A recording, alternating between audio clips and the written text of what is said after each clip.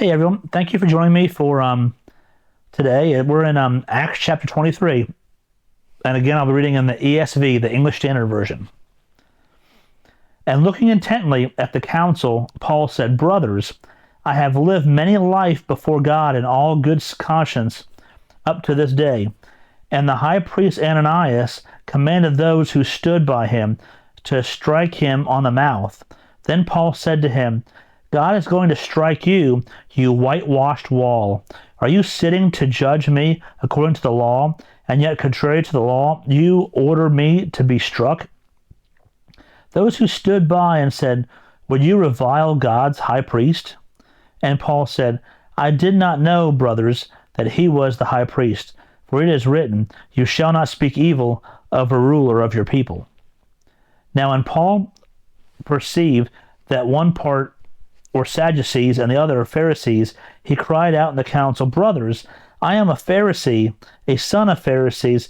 It is with respect to you, to the hope that the resurrection of the dead, that I am on trial." And when he had said this, a dissension arose between the Pharisees and the Sadducees, and the assembly was divided. For the Sadducees say,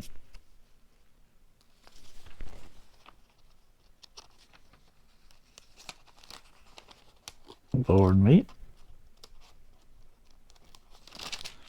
For the Sadducees say there is no resurrection, nor angel, nor spirit, but the Pharisees acknowledge them all. Then a great clamor arose, and some of the scribes of the Pharisees party stood up and contended sharply. "We find nothing wrong in this man. What if a spirit or an angel spoke to him?" And when the dissension became violent, the tribune, afraid that Paul would be torn to pieces by them, commanded the soldiers to go down and take him away from among them by force and bring him into the barracks. The following night the Lord stood by him and said, "Take courage, for as you have testified to the facts about me in Jerusalem, so you must testify also in Rome."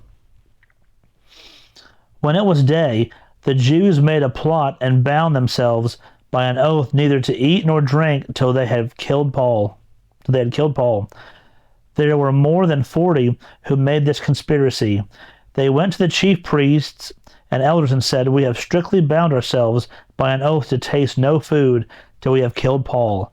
Now therefore you along with the council give notice to the tribune to bring him down to you, as though you were going to determine his case more exactly. And we are ready to kill him before he comes near." Now the son of Paul's sister heard of their ambush, so he went and entered the barracks and told Paul. Paul called one of the centurions and said, "Take this young man to the tribune, for he has something to tell him." So he took and brought him to the tribune and said, "Paul the prisoner called me and asked me to bring this young man to you, as he has something to say to you." The tribune took him by the hand and going aside asked him privately, "What is it that you have to tell me?" And he said, "The Jews have agreed to ask you to bring Paul down to the council tomorrow, as though they were going to inquire somewhat more closely about him.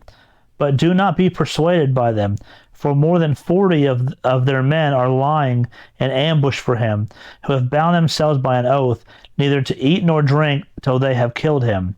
And now they are ready, waiting for your consent." So the tribune dismissed the young man, charging him, "Tell no one that you have informed me of these things." Then he called 2 of the centurions and said, "Get ready 200 soldiers with 70 horsemen and 200 spearmen to go as far as Caesarea at the 3rd hour of the night. Also provide mounts for Paul to ride and bring him safely to Felix the governor." And he wrote a letter to the effect, "Claudius Licinius, to his excellency the governor Felix, greetings. This man was seized by the Jews and was about to be killed by them, when I came upon them with the soldiers and rescued him. Having learned that he was a Roman citizen, and desiring to know the charge for which they were accusing him, I brought him down to the council. I found that he was being accused about questions of their law, but charged with nothing deserving death or imprisonment.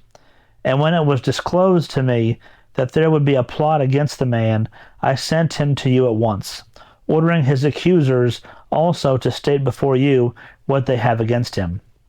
So the soldiers, according to their instructions, took Paul and brought him by night to Antipatris, and on the next day they returned to the barracks, letting the horsemen go on with him.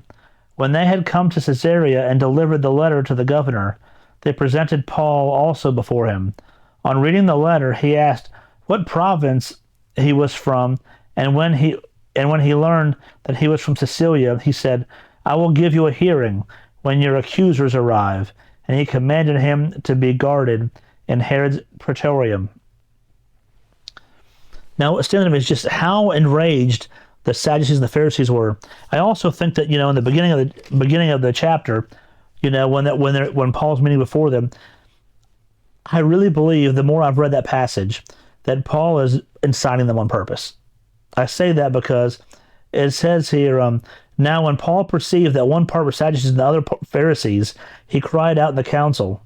And that's where he talked about, him being a Pharisee and what they believe, because we both know, that the one thing that the Pharisees and the Sadducees don't get along with is about the resurrection. They don't agree about it. So I really feel like that Paul did it on purpose for his way to get away from them. But it just shows the extents that they would go to just to silence Paul, just to silence, someone sharing the truth. But that's all I have for today. Y'all have a blessed day.